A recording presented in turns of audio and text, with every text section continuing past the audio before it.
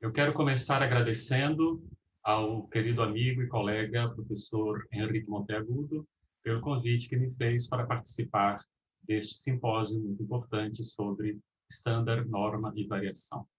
A minha apresentação vai ser muito politizada, porque nós estamos vivendo no Brasil atualmente uma situação muito perigosa de ataques à democracia. Então, para mim, falar de língua é necessariamente também falar de questões políticas. O Brasil conta hoje com uma população de 202 milhões de habitantes. Desta população, mais da metade se constitui de pessoas não brancas.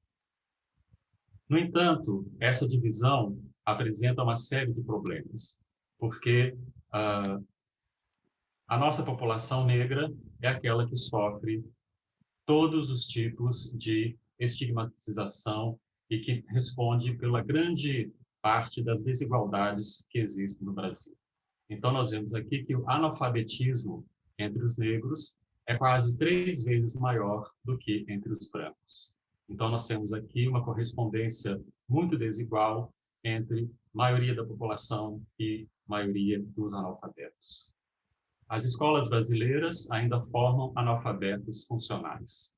Cerca de 29% da população brasileira tem dificuldades para ler textos e aplicar conceitos de matemática.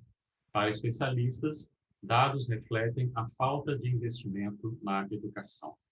Então, a história da educação no Brasil é uma que vem se repetindo há mais de 4 séculos, em que, de fato, não há uma preocupação, um investimento do Estado na educação da maioria da população. Também a desigualdade de renda no Brasil mostra as grandes injustiças sociais do nosso país. Então, se nós comparamos a renda média mensal do homem branco com a renda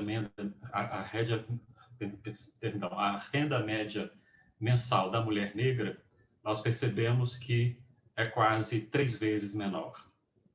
Também, na questão da raça, né, negros morrem mais pela Covid-19. Homens negros são os que mais morrem pelo Covid-19 no país, são 250 óbitos a cada 100 mil habitantes. Entre os brancos, são 150 mortes a cada 100 mil. Então, o Brasil é definitivamente um país estruturado no racismo e numa desigualdade social que tem o elemento raça como sua principal espinha dorsal, a sua principal base. Antes da pandemia, o Brasil tinha 51 milhões de pessoas abaixo da linha da pobreza.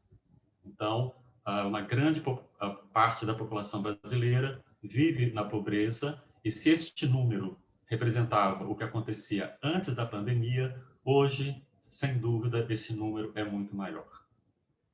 Então, se nós compararmos a concentração de renda no Brasil com a situação da língua portuguesa no Brasil, nós vamos encontrar, sem dúvida, alguns paralelos.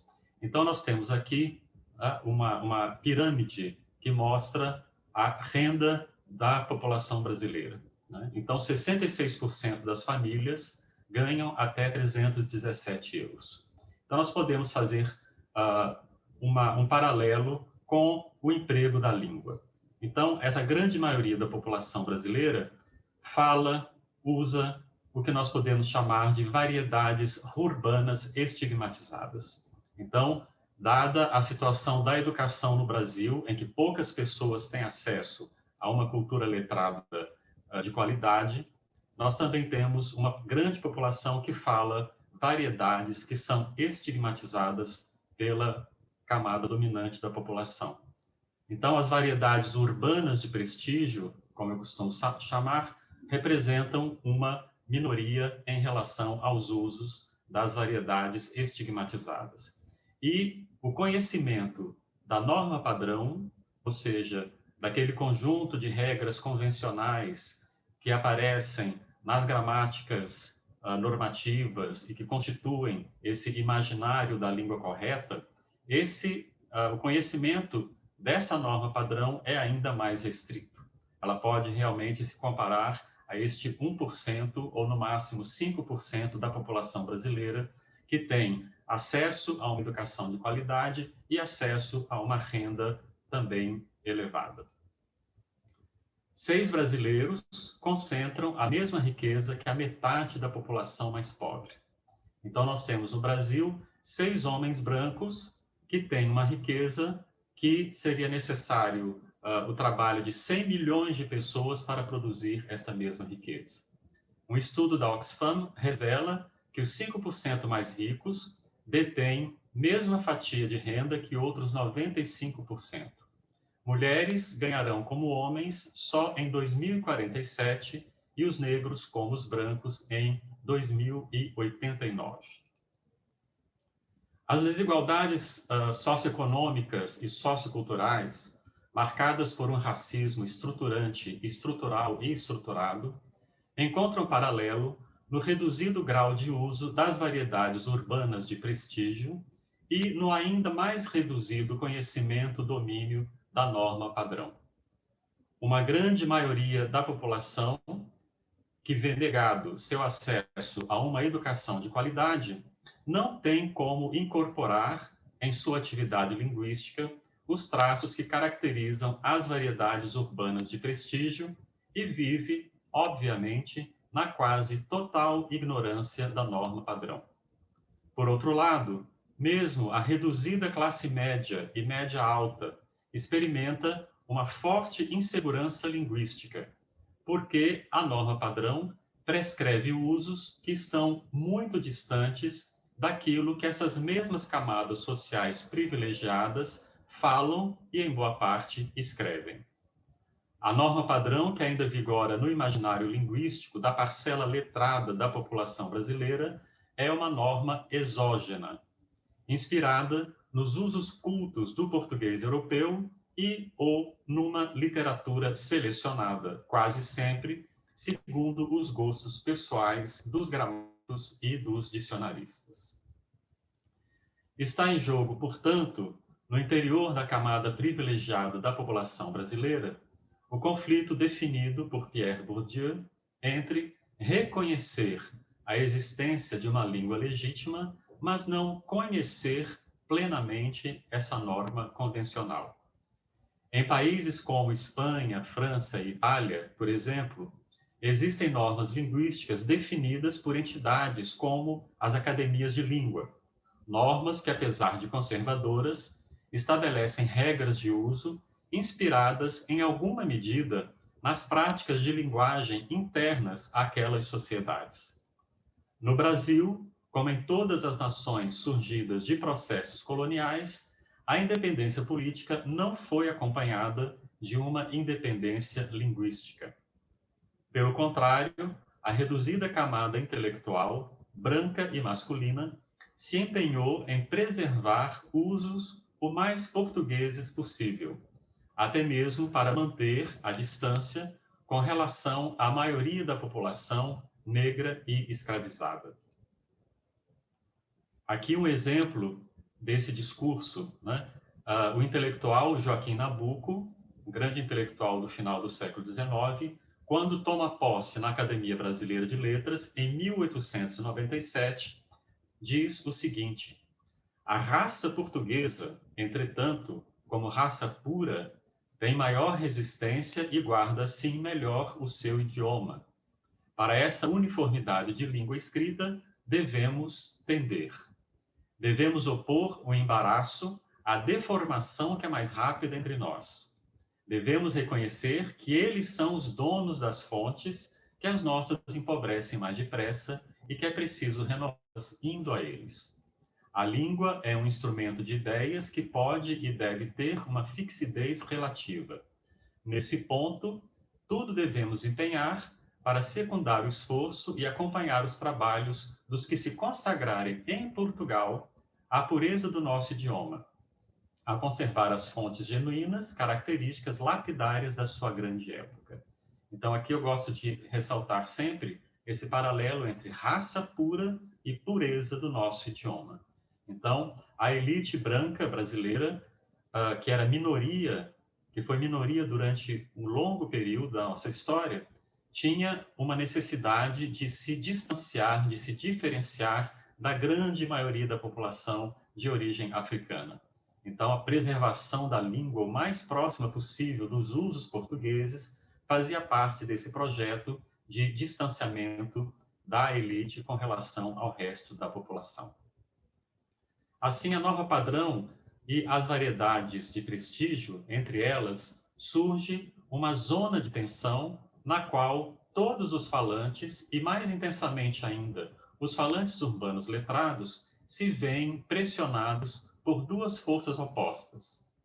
O resultado é que, desconhecendo em sua integralidade todo o aparato normativo e, ao mesmo tempo, sujeitos à força inelutável de sua intuição linguística, esses falantes acabam por criar, individualmente e ou inspirados nas práticas de outros falantes tomados como modelos, uma representação da norma, que é sempre um compósito híbrido em que o normal e o normativo se interpenetram e se mesclam.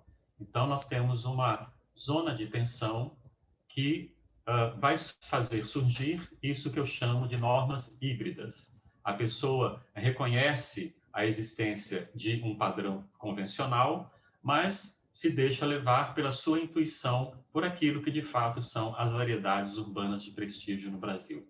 Então surge essa zona de tensão que vai fazer aparecer essas normas híbridas. Aqui, por exemplo, né, eu trago de uma revista científica um exemplo dessa norma híbrida. Acreditava-se que somente quando se abandona a vida doméstica e os laços afetivos para tornar-se um eremita ou andarilho é que se conseguem as respostas para a busca espiritual, que só é produzido quando se bate palmas com uma mão só. Então, no mesmo texto nós temos o respeito à regra tradicional, que manda colocar o verbo no plural, nessas construções com pronome se, como em se consegue as respostas, mas logo adiante nós temos se bate palmas no singular. Então, é o que eu chamo de uma norma híbrida, né? A tentativa de acompanhar a regra tradicional e, ao mesmo tempo, né, a norma autêntica, os usos autênticos aparecendo no texto. Então, além de surgirem as normas híbridas, essa tensão entre a norma padrão convencional e as variedades urbanas de prestígio também faz surgir o fenômeno da hipercorreção. Então, as pessoas tentando seguir os preceitos do padrão convencional acabam extrapolando nesse respeito a este padrão e provocam, né, o surgimento de várias hipercorreções. Então, eu trago aqui alguns exemplos, também com o mesmo fenômeno gramatical, que é o uso da partícula C na formação de construções que são tradicionalmente chamadas de passivas sintéticas no português. Então, nós temos aqui, mexem-se nos fios. Nós sabemos que a presença dessa preposição, né, impede a concordância verbal, né? Então, mas é o eco da norma tradicional, do padrão que exige o plural nessas construções que acaba provocando essas hipercorreções. Não se falam em revoluções. Embora não se disponham de séries históricas, como uma vaga é criada numa escala quando no mínimo se dispõe de 16 aulas? E, finalmente, precisam-se de crianças para as agências. Então, aqui nós temos evidentes construções resultantes de hipercorreção. De conhecimento e de domínio das regras convencionais do padrão acabam levando a pessoa a produzir exemplos desse tipo. Diante do anacronismo da norma padrão, muitas pessoas interessadas em comprovar a existência de uma norma culta autenticamente brasileira se dedicaram a projetos de pesquisa com o objetivo de descrever as variedades urbanas de prestígio. Esse movimento se iniciou nos anos 1970 e prossegue até hoje. O empreendimento científico que se tornou referência foi o projeto NURC, Norma Urbana Culta, que documentou milhares de horas de língua falada por brasileiras e brasileiros classificados como cultos, nascidos e criados em grandes cidades e com curso universitário completo. Sintomaticamente, os dados dos informantes do projeto NURC apresentam idade, sexo e profissão da pessoa, mas não a raça. Se hoje o número de pessoas negras com curso superior completo é reduzidíssimo, menor ainda ele era nas décadas de 70 a 80, quando foram recolhidas as amostras de fala culta.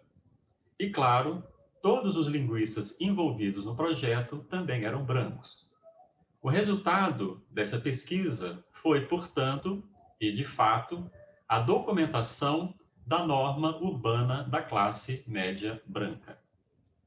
Então, em 2019, foi lançado este livro que comemora os 50 anos do projeto NURC. O conhecimento empírico das muitas divergências entre a norma padrão e a norma culta brasileira fez surgir uma espécie de combate ideológico da parte de linguistas e educadores progressistas interessados na democratização das relações sociolinguísticas no Brasil e na concepção de uma educação linguística mais realista, em que a língua a ser ensinada nas escolas seja mais próxima da realidade dos usos. É esse posicionamento que se encontra em muitas obras publicadas a partir dos anos 80. Substituir a norma padrão convencional por uma norma culta real, aquilo que realmente se emprega no Brasil. Então, nós temos aqui uma série de livros, né, de vários autores e autoras, eu realmente não pude trazer todas, né, mas são livros em que se faz uma grande crítica ao padrão tradicional e uma proposta de construção de uma norma brasileira. Também dentro desse espírito, a partir dos dados do projeto NURC, surgiu esse grande projeto que é a chamada Gramática do Português Culto Falado no Brasil. Então, com base no acervo, na documentação da língua culta do projeto NURC, uma grande equipe de linguistas de várias universidades do Brasil resolveu construir, né, descrever a gramática do português culto falado no Brasil. No entanto, por causa da origem desses dados, nós poderíamos dizer que, na verdade, esse trabalho faz a descrição da gramática do português culto falado pela classe média urbana branca no Brasil.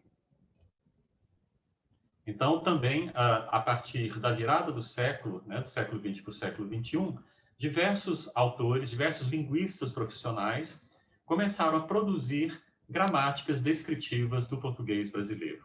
Até então, nós tínhamos apenas gramáticas de perfil tradicional, de perfil normativo, mas, graças a este acúmulo de conhecimento do que é realmente a língua falada no Brasil pelas camadas médias urbanas, diversas pessoas começaram a produzir gramáticas. Então, nós temos a gramática de usos do português, da professora Maria Helena de Moura Neves, publicada em 2001, a gramática UAS da língua portuguesa, do professor José Carlos de Azeredo, publicada em 2008, a gramática do português brasileiro, nova gramática do português brasileiro, do professor Ataliba de Castilho, publicada em 2010, a gramática pedagógica do português brasileiro, que eu produzi, foi publicada em 2012, ainda em 2012, uma versão mais acessível da gramática do professor Ataliba, que é a pequena gramática do português brasileiro, e em 2013, uma versão reduzida também da minha gramática, que é a gramática de bolso do português brasileiro.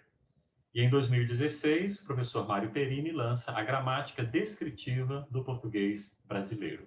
Então, em todas essas obras, o que se chama de português brasileiro é, na verdade, esse conjunto de variedades urbanas cultas que, como eu já disse, pertencem à classe média e média alta, que é essencialmente branca. Mais recentemente, numa coleção destinada a estudantes universitários, Francisco Eduardo Vieira e Carlos Alberto Faraco falam da necessidade de o que eles chamam de norma brasileira de referência ou norma padrão brasileira. Então, para produzir esta coleção que quer ajudar os estudantes universitários a escrever seus trabalhos, esses professores propõem, então, uma norma de referência ou uma norma brasileira, uma norma padrão brasileira. Então, esse longo processo que começa no final dos anos 70 prossegue até hoje, que é de substituir o padrão tradicional por uma norma que realmente represente o português brasileiro. Mas, repito, que represente o conjunto de variedades urbanas de prestígio e que são, repito, essencialmente brancas.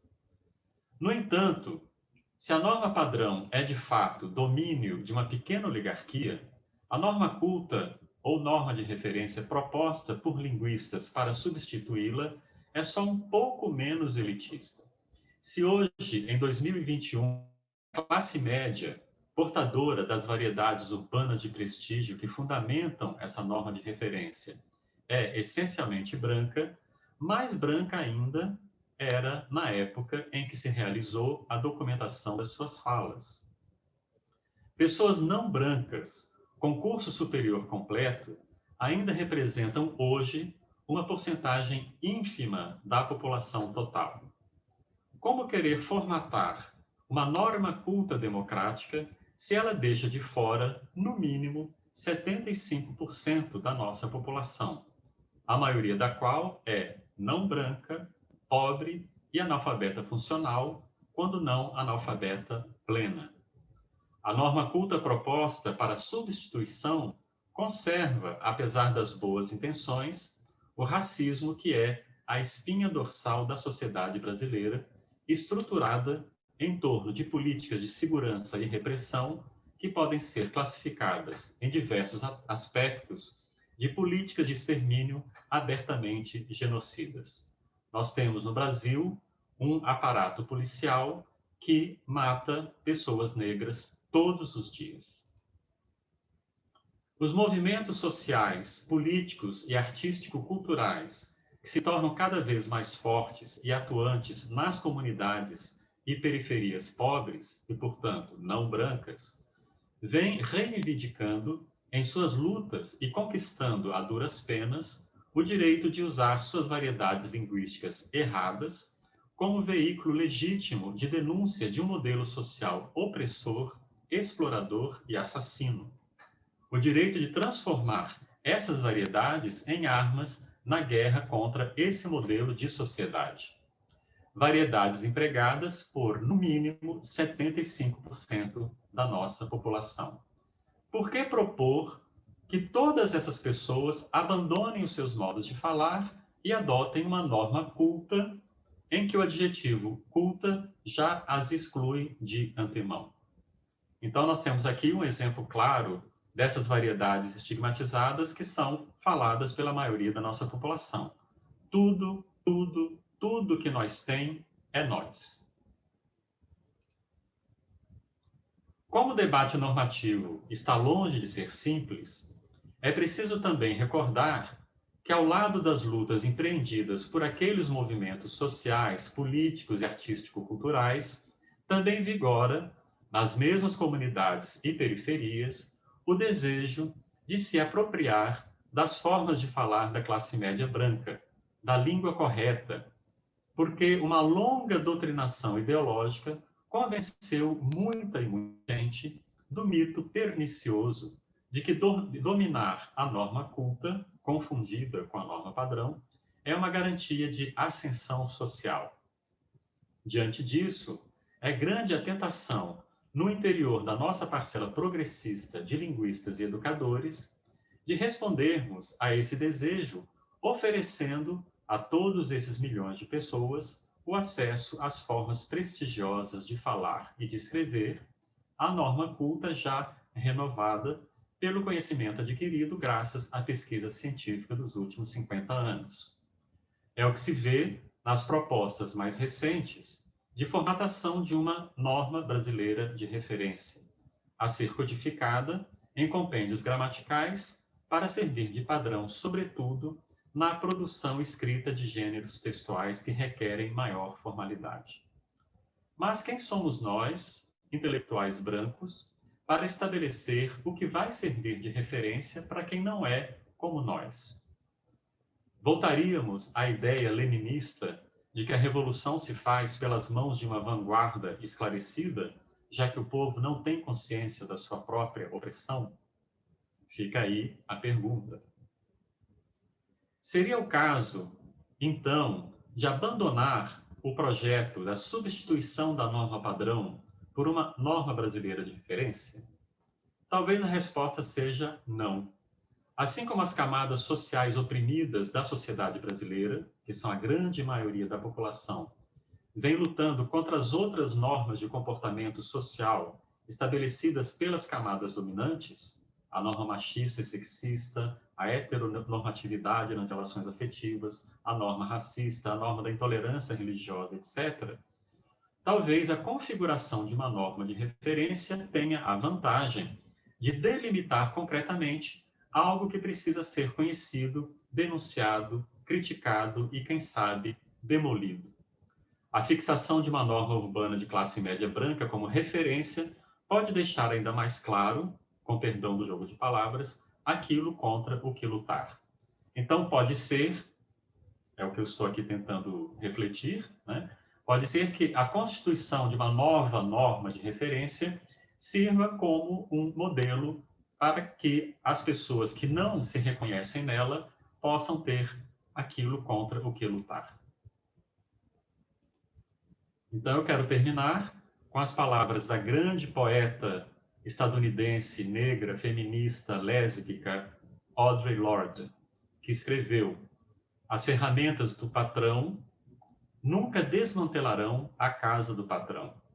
Pode ser que nos permitam vencê-lo temporariamente em seu próprio jogo, mas nunca nos permitirão produzir uma mudança genuína. E esse fato só é ameaçador para as mulheres que ainda definem a casa do patrão como sua única fonte de sustento. Então, talvez uma norma de referência branca nunca ajude de fato a população não branca a poder falar com a sua própria voz. Mas, quem sabe, essas ferramentas linguísticas sirvam justamente para que essas pessoas assumam a consciência de que é preciso destruir ou demolir a língua do patrão. Muito obrigado. Agradeço de novo a possibilidade de participar deste evento.